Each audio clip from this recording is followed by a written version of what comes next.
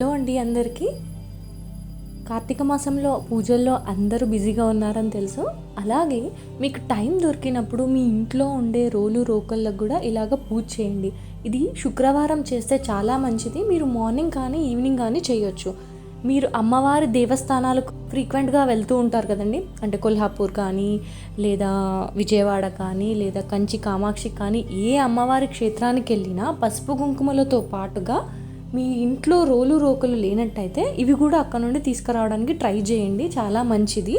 ఎందుకనంటే వీటిని లక్ష్మీదేవితో కొలుస్తారు కాబట్టి. సో మనకు టైం దొరికినప్పుడు అట్లీస్ట్ ఏదో ఒక శుక్రవారం రోజు, అది ఈ మాసం అంటే కార్తీక మాసం చాలా శుభదినాలు.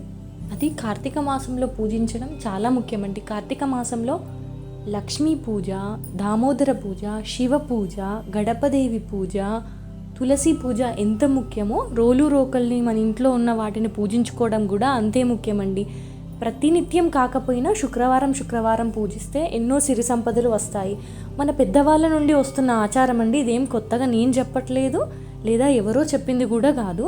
మన పెద్దవాళ్ళు నార్మల్గా పూజ చేసేది ఏంటండి? గడప పూజ. గడప లక్ష్మిని అందంగా అలంకరించి పూజ చేస్తారు. తులసి కోటను అందంగా అలంకరించి పూజ చేస్తారు.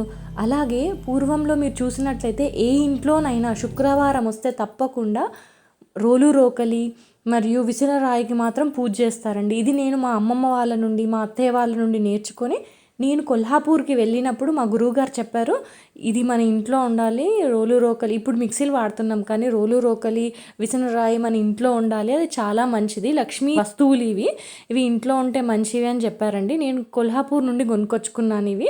నేను తెచ్చుకున్నప్పటి నుండి నాకు వీలైన ప్రతి శుక్రవారం నేను పూజ చేస్తూనే ఉంటాను. వీలైతే ప్రసాదం తయారు చేసి పెడతాను, లేదంటే పండు పెడతాను. ఏది పెట్టినా భగవంతుడు స్వీకరిస్తాడండి. అలంకరించేంత టైం లేకపోయినా అట్లీస్ట్ దీపారాధన చేయడం చాలా మంచిది. అట్లీస్ట్ అగరబత్తి అయినా వెలిగించడం చాలా మంచిది.